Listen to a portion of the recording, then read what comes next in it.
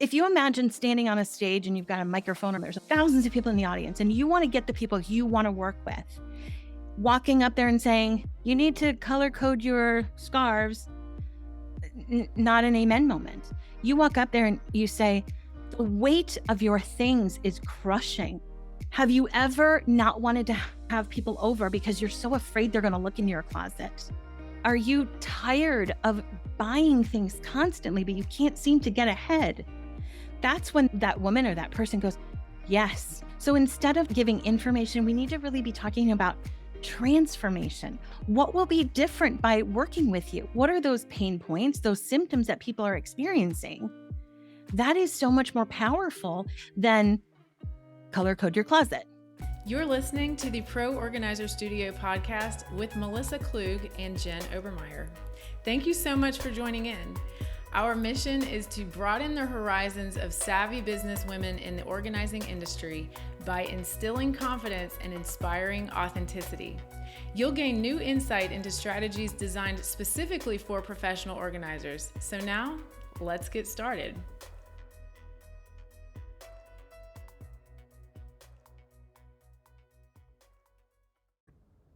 Hey, Pro Organizers, it's your podcast co-host, Melissa, and I hope that you are having a great day whenever and wherever you are listening to me. So it's really funny. My guest today is a business friend of mine, a personal friend of mine. We met networking a few years ago, and she has some of the most valuable insights about business of anyone that I know. When I got the idea to have her on, I texted her and I'm like, hey, I just want you on the podcast really quickly, like 10 or 15 minutes. It'll be a mini-sode. And she's like, absolutely. And then we went to go record it, and an hour plus later, we were done talking. And I'm like, oh, it went from a mini-sode to a two-parter. I'm sorry that I've done a couple two-parters for you guys, but I value your time. I know we all have so much going on in our life, so I wanted to make the episodes shorter, break them up, and really give you the time to absorb, because Jen had some insights that I really had not thought of. She is so thoughtful and insightful, and I really wanted to break that up so that you got the maximum amount of awesomeness out of this. What I will do is promise to give you both episodes this week, so you don't have to wait a week in between. I really hope that this is helpful and useful, and I would love your feedback. So please email me at hello@proorganizerstudio.com if you have anything you would like to talk about. I have gotten some really lovely emails from people about how much these episodes have really helped them in their businesses, and it really warms my heart. Like, you guys can't even know. I love getting emails from people, so I would adore hearing from you. And with that, here's my friend Jen. I am doing a mini-sode today with one of my favorite people. This is absolutely factually correct. One of my favorite people on the planet. My friend Jen Mary from Everyday Style is here with me. How are you? I am so good. I love it when we can pretend that we're working and we still are going to have the same conversation. Like, we're We are productive working. and we get to spend time together. So Absolutely. love this. Love it. Jen has been a guest on our podcast before, and she and I met at a networking event years ago, like 2019, I think. Yeah. And we just like totally hit it off. And she has a business that does similar things to what we do. We have analogous clients, and I love her. And I wish you guys all got her in person. I get her in person, you guys don't, but she just has the most creative ideas. And we were talking offline about something the other day, and I'm like, well, girl, we just need to get on the podcast and record it. So Yes. Can you give people the 2-second version of what you do in life? Yeah, absolutely. So my business is called Everyday Style. We make daily style easy for just like regular everyday women. We don't work with celebrities and models and photo shoots. We work with women who are tired of hiding from their friends at the grocery store, right? Who like dread date night because they have nothing to wear. We really want to bring the joy back to getting dressed so that women can live full, rich lives, but we want to make it really easy. So we have capsule wardrobe guides and style classes and our membership. And then we have my podcast, which is the Everyday Style School, which teaches you everything your mom never did about getting dressed. I love what Jen does for people. It's called Everyday for a reason. We are not talking about going to shop at Chanel unless you want to, which good for you, girl. We support that. Yes, we support that, but we just want everyday people to feel happy and confident in themselves. But the reason we are having this conversation is because we have recently started to align on things that we see on social media. And obviously, if you're listening to this podcast, I'm hoping that you listened to a couple of episodes ago when I did an entire podcast about why social media isn't it for organizers. And I stand by that. However, in that podcast, we did say we're not telling you to completely abandon social media. And so if you are going to continue using social media, and if you are going to do, like, let's say one post a week, like Kate suggested, we want it to be a really good post. And that's what Jen and I have feelings about. We have feelings, Mhm. right? Oh, we have many, many feelings about social media. Many. We have so many feelings. Well, let me start out with, before we get into what we were going to talk about, I do want to hear from you. Explain a little bit about your feelings on social media in terms of what we do as organizers or what people in your style network do. Yeah, so my style network actually trains stylists and certifies them to be in-home one-on-one wardrobe stylists. So the parallels are definitely there, sort of how we work with people, what services that we provide. So I think there's so much to take out of what we talk about that your organizers can take. I really think that everybody needs to right size social media in their own business. Yeah. That's it. I mean, we live in the digital age, and when somebody hears about you or sees you somewhere, or their friend tells them about you, they're going to go to your social media. And you have to have something. You can't have just nothing. It's just proof of life. But I really think that every small business owner should dig into how much time they're spending on it and what is it actually getting you. And I charged my stylist how much to find out how much time are you spending creating social media? Like, Mhm. sit down and batch content for a month. If that's one post a week, how long did it take you to do 4? If you want to do 2, how long did it take you to do 8? Everything from ideation to scheduling it, all the creative, all the captions, how long did that take you? And then at the end of the month, go back and look at your analytics. I don't know about you, but I'm obsessed with looking at my analytics on Instagram. And if you have a business or creator account, which you should, you can see there's just on every post, view analytics. The thing that it will show you is how many non-followers was your content delivered to. Mhm. It is low. It Yes. is really, really low. And I feel like organizers and stylists, they're doing this to gain a following. They're doing this to get clients. But if it's only telling you, showing your things to people who already follow you, what's it for? What's it for? And so at the end of the month, you can go, well, I spent 12 hours and it was delivered to 5 people. Right. That's not a good use of time. Also, not only how many non-followers is it getting delivered to, but thinking about how many of your actual Oh, followers yeah. even saw it. Oh, yeah. That That's a depressing number, isn't it? I mean, based on things that I've read, it can be as low as 10% of the people Oh, follow you. I think that's a really generous number. Yeah. I think It let's look. Let's look. I have my phone here. I'm going to pull it up. Let's do a Okay, real-time fabulous. data dive. We So, are using, as my husband frequently says, he's like, if only in our pockets we had a computer that had all of the information in the world that we could look up.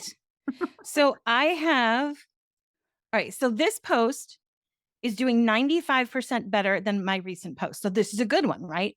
Right. Let's boost it. Don't boost it. Tip number Ever. 1. Oh, please don't ever. Let's view the insights. So I have, I don't know, around 7,000 followers. It reached 1,737 people. Okay. Of that, 17 were non-followers. 17 Yep. people. 17 people.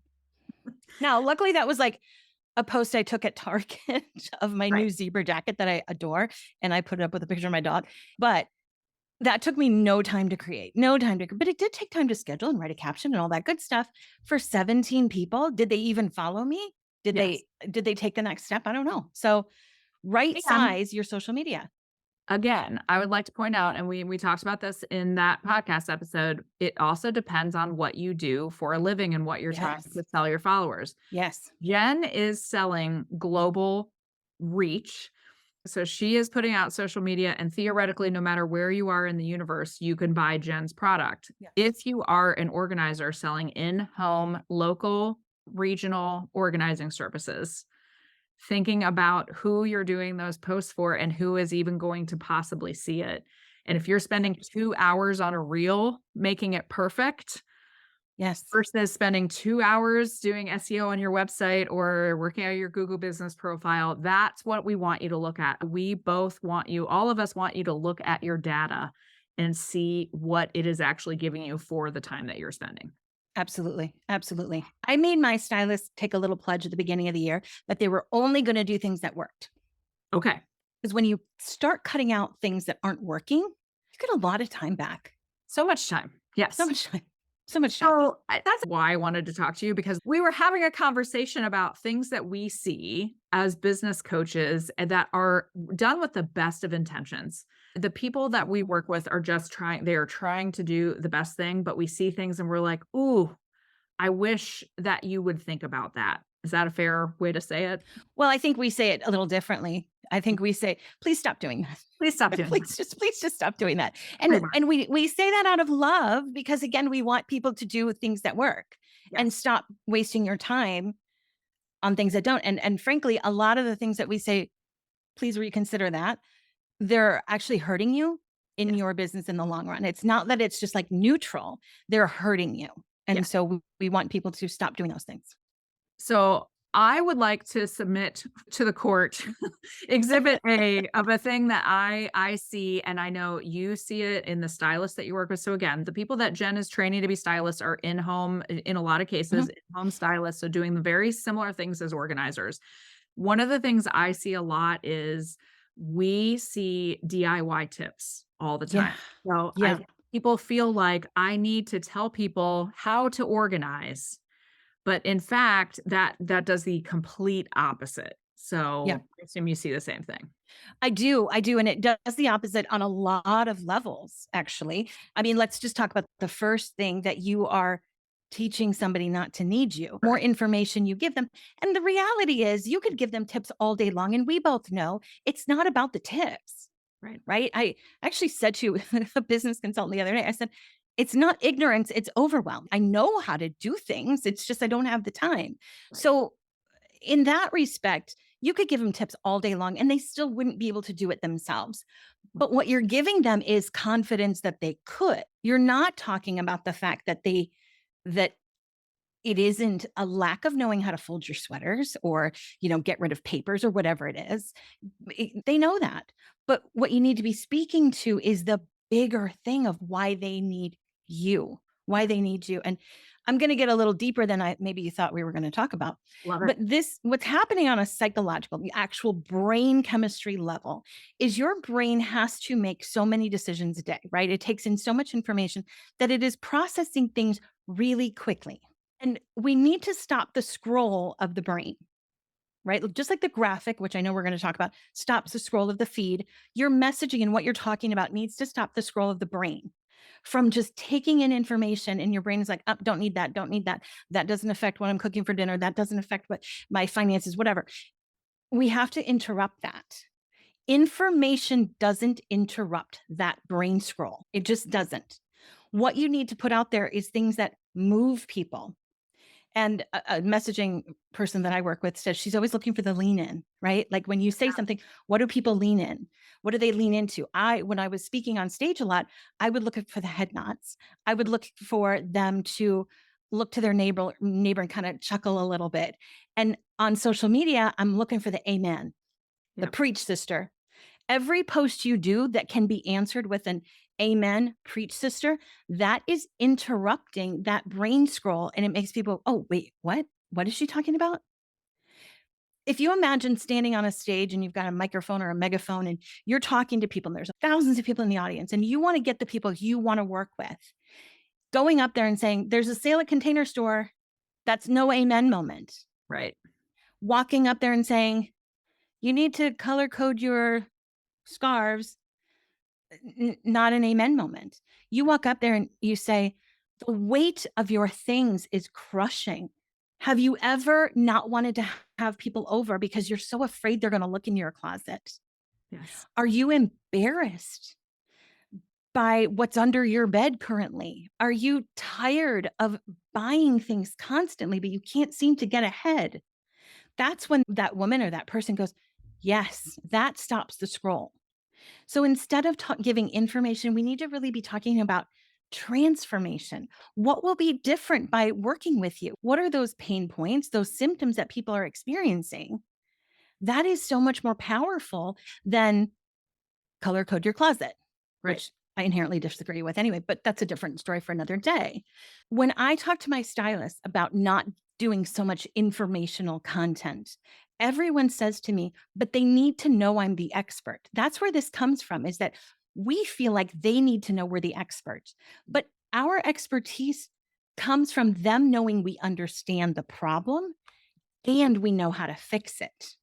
And we hear things that are Yes. just in their head that they think Yes. maybe no one else hears. Yes. That is what the actual magic is. Yes. I was playing with ChatGPT yesterday, which is so hilarious. It But is. if you can go on ChatGPT and say, give me 5 tips for organizing a bedroom, Yep. it can give you 5 tips for organizing a bedroom. Yep. If you say, how do people feel about their clutter? How is clutter ruining their lives? What is being disorganized costing people? It How is can't clutter really do ruining? that. No. Also, just really, really hitting on the actual problems our clients have. When you think about, like if you're styling someone's wardrobe, it's probably about body image. It's about how a Yes. woman feels about herself. If you have an organizing situation, thinking about, hey, how many times have you and your partner gotten in a fight because of the Yeah. state of the house? How Yeah. many times have you yelled at your kids because you stepped on Legos and broke your foot? Like all of those things, you're exactly right. Those feelings and those things that we know, how many times a day do you feel overwhelmed? We can give you 1,000 things, but it's not about the tip, it's about the feeling. You've got to be tapping into that. And that is what stops the mind scroll that Yep. makes people go, wait, oh, she's talking to me. How does she know? When you have people saying to you, I felt like you were talking to me, Mhm. there's a sale at Container Store is not talking to anybody, it's just talking. Yep. But how many times have you and your husband gotten a fight? Yeah. How many times have you bought bins and ended up less organized than before? Yep. That's one of those, "Oh my god, she knows. She Yes. knows." Yes. And if I were only doing content like that, that's the only kind of content I would do. Yep. Sharing client stories, so powerful because you're sharing those experiences through what someone else just like them has gone through. And it's frankly a whole lot easier than trying to come up with clever tips and to stand out. I mean, both of us exist in very crowded industries. Very. Yep. And there's plenty of TV shows that can teach you how to unclutter your home or dress yourself. But what nobody can do is get into your heart and into your mind and understand why the transformation is necessary. So, yeah, Thank please stop with the informational content. No Long story short. informational content, yes. One of the things that Jen, our founder, says is inspiration, not information. So I Yeah. like what you said, transformation, Mhm. not whatever word you want to use, just not the information. And just think about every single one of us who have been inside someone's home, the number of organizing books that almost every client owns. Yes. Or copies of Yes. Real Simple magazine that had all the January organization tips, the books. I mean, I have a picture that I've shared before a long time ago about this giant pile of stuff, and at the bottom of it was Marie Kondo's The Life-Changing Magic of Tidying Up, and I'm like, "This is a metaphor, okay?" Yes. The book was at Yes. the bottom of the pile, you guys. So, Yeah. like, there are a million resources out there that have information. Our clients are not able to act on that. And so giving them that feeling of like, "Oh, I got you. I can act on it. I can make your dreams come true. I Yeah. can make your organizational dreams come true." That emotion is where you get people. Without a doubt. 100%. I also just think about too, like when I'm scrolling through, what do I stop for? Why wouldn't I also then go create some of that content? I am never going to stop on a picture. And this is another one that you and I enjoy equally, an Instagram post that has 200 words on it. Yeah. They may be really great words. I'm never, ever going to stop and read. If I wanted to read a book, I would not be on Instagram. This is very true. Very true. Very true. Even Should we talk better when about it's that one? a carousel of 8 different things I'm supposed to scroll through, all of which have many, many, many words. That's a Yes. hot button for me. Yeah. It's funny because carousels are doing really, really well for me right now. Like that is Interesting. the thing that is doing well. So I'm going to keep doing them. But there's a guy I follow, the Stephen Miller, Mellor. He gives really good social media tips, really good. Oh, And he does a ton of carousels, but everything has one bullet point, like one bullet. All of his text is all the backgrounds are black, the text is white. It is so clear. And at the end of it, you're like, oh, I got something out of that. But and it's funny, you know, you and I were talking the other day about people pitching opportunities as collaborations. yes.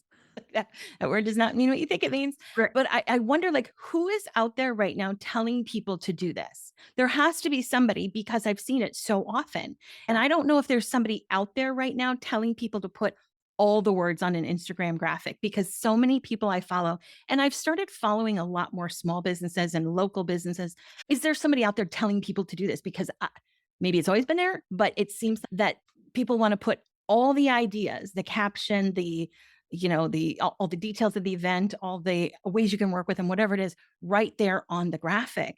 And that's not what the graphic is for, right?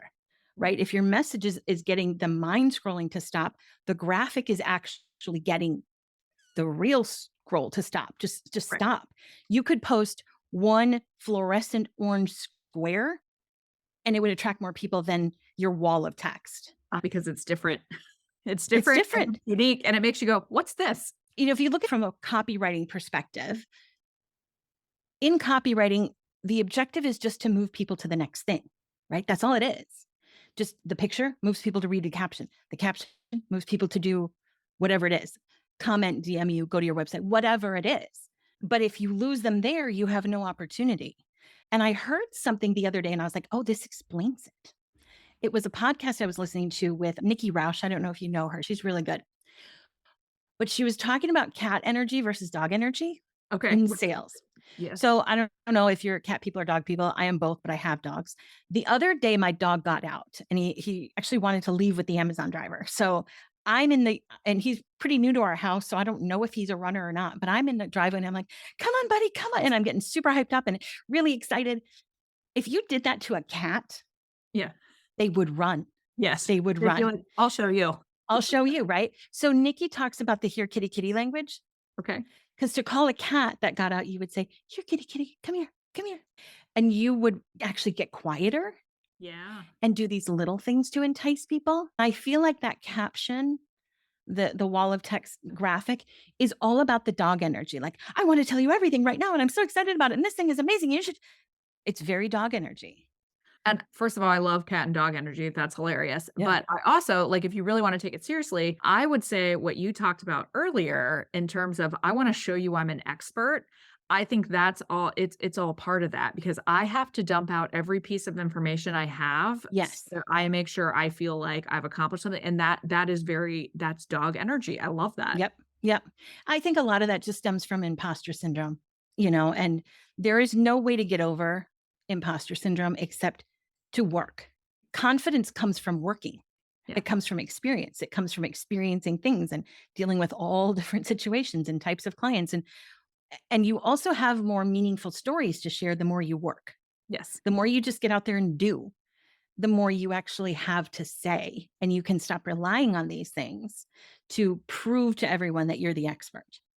I wish I could attribute it to someone because I would love to, but I heard something years ago that said the only people who don't have imposter syndrome are actual imposters. Like con men So true. So don't true. have imposter syndrome So because they true. are imposters. Like the only people who do are those of us who are like, no, but I'm legit, you guys. I swear I'm Yeah. really good at my Yeah. job. Yeah. Well, I hate to bash anybody, but there is that saying, like, give me the confidence of a mediocre guy, Yes. right? Right. Yes. That's so true. And Yes. they just put it out there. They're Oh, like, buy my stuff. And people are right. like, okay, I guess I'm supposed to buy your stuff. And meanwhile, real experts and real people with real things to say are like, well, here are 87 tips of how you could do my job by yourself. And Yes. if you still like me, you can call me. Like, Yes. knock it off. Get that guy's energy. Get that guy's Awesome. energy. And also, the other thing too, just if on the social media thing is showing yourself, your authentic self is gonna get you people Yeah. all day long. By the way, whomever you are, please don't try to be someone else. Like, don't try Yes. to be someone that you're not, Yes. right? Yes. I like to try to be funny on social media. That might not be your jam. Please don't do that if it's not authentic to you. Whatever your personality is, Yeah. show that personality because that is what people connect with. And I see Yeah. a lot of these social media kind of mistakes that we're seeing are, your whole grid is just words or your whole grid had like I haven't seen you in 9 months on your like there Yep. you don't exist. Yep. And I want to tell people because I understand why people don't want to show themselves. Sometimes Totally get it. we don't feel great about ourselves. Sometimes our hair does not wear it's not having a good hair day. I have 1,000 reasons why we sometimes don't want to show up. Nobody cares about that. We are our own worst enemy on that. Please just show yourself. That is who people buy from. That's who people connect with. Yeah. You have to stand out in these overcrowded spaces. Yes. And when you can put a face to a name, when you can do that and make the person human, that is worth 100 really great stock photo thing. I mean, we all use stock photos. We have to. I always admire these people who have like a photo shoot for everything. Yes, it's It's impressive. exhausting to me. It's so Yeah. exhausting to me. I have to sit and get my hair done and there's hot lights and no, thank you. Yeah. But if you don't have that, yes, you have to use some stock photography, but take 2 good pictures of yourself, 2, Yep. and pop them in there every once in a while.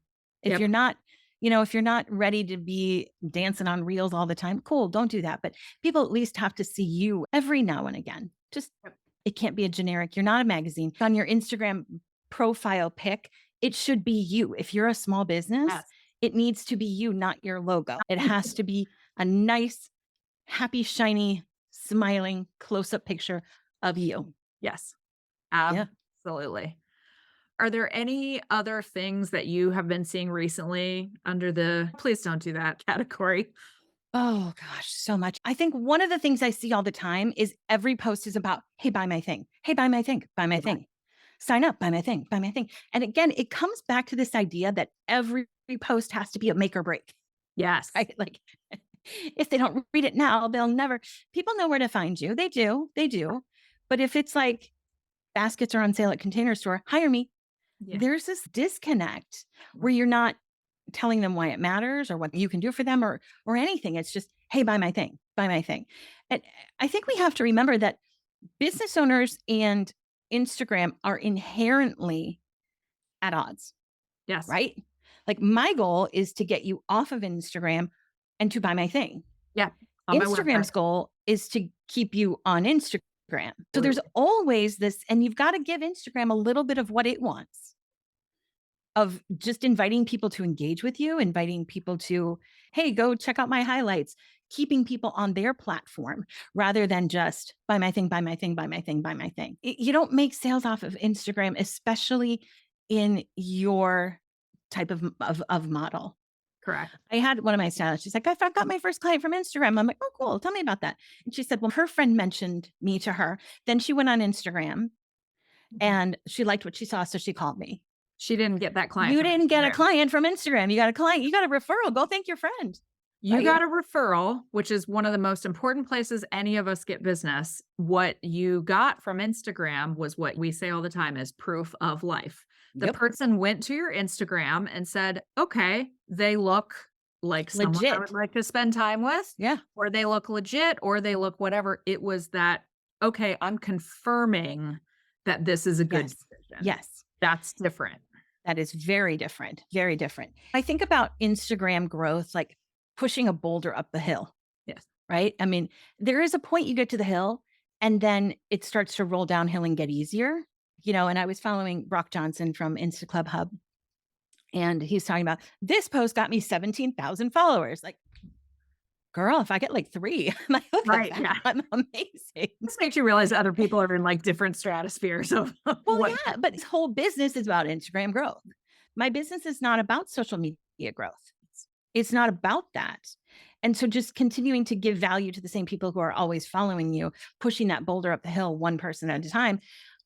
Everybody who has a local in-person business has to understand that your business is going to drive traffic to your Instagram rather than your Instagram driving traffic to your business. That's just how it works when you don't have a humongous, and when I say humongous, it's like over 20, 30, 40, 50,000. If you don't have that, you are still driving people. It's you're still pushing that boulder. So spend time offline gathering people on your email list that you can then send to Instagram.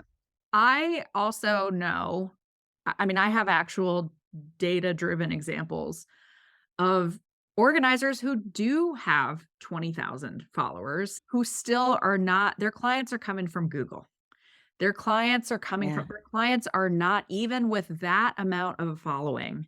Yeah. That's still not the main source of their clients. Or when you get to that following, you probably will have some people who are like, "Oh, I found you on Instagram." So you can say, Probably. definitely, I got that client from Instagram. It's still gonna be a fraction of the people that are coming to them.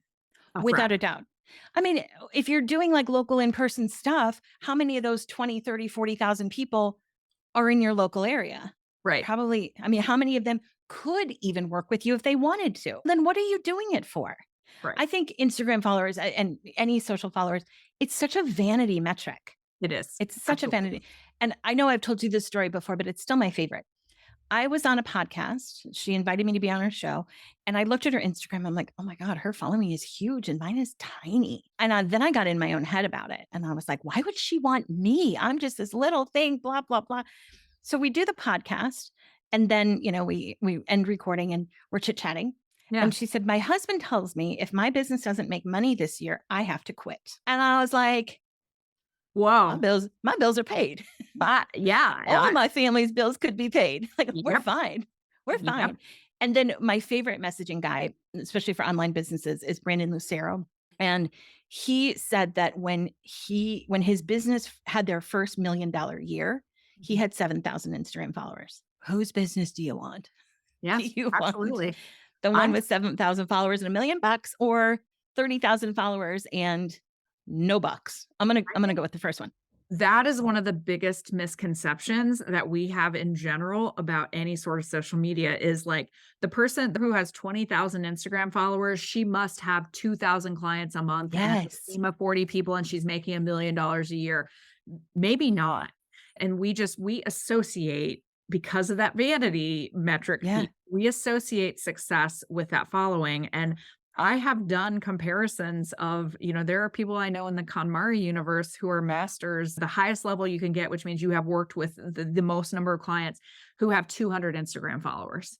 One of the most successful organizing businesses I know, she has 249 Instagram followers, but I'm telling you, she's booked all week, every week. Huh. There is not that correlation. No, it isn't. Do you think that comes from your follower number being a public number? Yeah, absolutely. Because nobody knows how big my email list. Correct. My Instagram following is embarrassingly small compared to my email list. Guess which one brings me money? Guess which one grows my business? It's not the Instagram one. And with organizers, I can tell you, because a lot of organizers are like, I only have 100 people on my email list. It doesn't matter. Nobody knows. The Nobody, number's not public. nobody knows, number one. And number two, everybody that sends out an email, anybody who's regular on an email newsletter list, you actually generate clients out of that.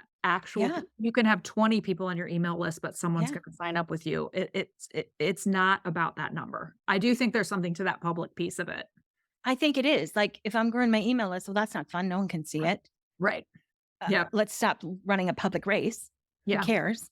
And focus on numbers that matter. I think, though, one challenge that people on Instagram have, and I see this with my stylist, we market on social media like influencers do. It is a completely different business model. Now, Yep. mine is more in that sort of influencer space, right? Like, all I do is digital stuff globally, whatever. But for my stylists, they're not influencers. Yeah. They don't even have LTK and, sort of Yeah. the brand partnerships. That's what those influencers, they need a big audience because that is where they're making their money. Because So they drive them to the links and they drive them to correct. things. We are Correct. not doing that same thing. That's a great point. So we have to stop using the same social media strategy that they are. They need to be putting out constant content. They need to be sharing products. They need to be doing all those things. Yep. You know, If you only have 200 followers on social media and you share a link for my girls, maybe a pair of jeans at Nordstrom, and you make $8 off that, it isn't going to add up real quick. No. So I think something everyone needs to stop doing is using the same strategy that a business model that isn't yours is using. I want to go back too to something that you said earlier about, we're constantly asking people to buy things. And I get it. We want clients, we want, I want our schedules to be full. But if we are constantly asking people for things, think about all the times per day you're scrolling and you're being asked to buy something. It's Yeah, nonstop and it's exhausting. it's exhausting. And I get tired of it. And so just asking people a question, hey, how's your week going? It could be nothing to do with organizing. Or, hey, tell me about the most annoying toy your kids have in their playroom. Tell me Yes. about the most annoying. Do you have a drawer in your kitchen that won't open because it's got a potato masher in it? Tell me about, well, I don't care what it is. Like, ask them to tell you something. Actually Yeah. get some engagement. If that's what you are trying to do, you are trying to get engagement. You're trying to get people to connect with you. So Giving people the ball is Yeah. really, really important. People love to talk. They love to talk about themselves, They do. right? So give them opportunities to do that. And, it all goes back to the whole like dating relationship. I met my husband on Match.com. It wasn't, hi, I'm Jennifer. Hi, I'm Andrew. Want to get married? Yeah, Like right.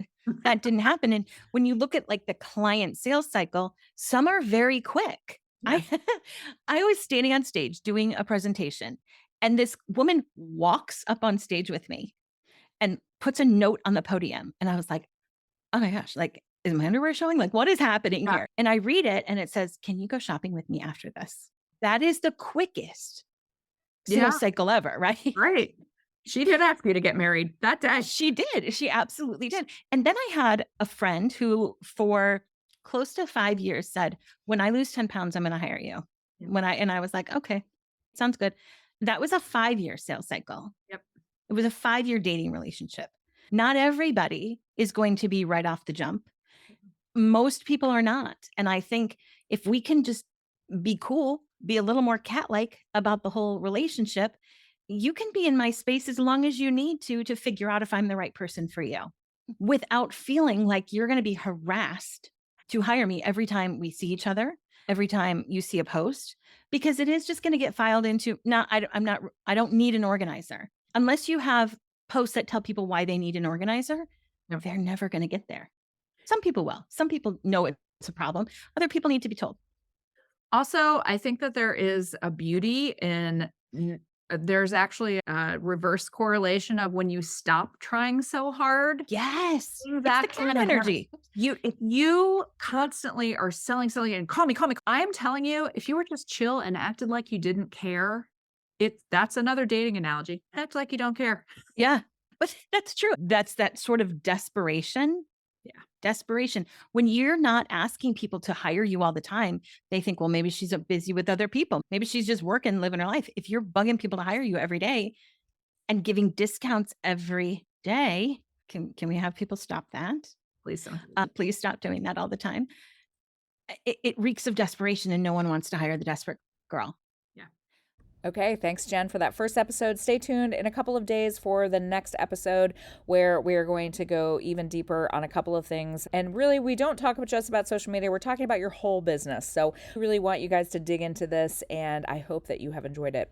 Just a reminder, if you'd like to spend another hour with me, I would love to spend an hour with you. You can come listen to me give a free workshop called the Pro Organizer's Profit Plan. It's available 24/7 at PORoadmap.com. I hope you guys have an absolutely amazing week.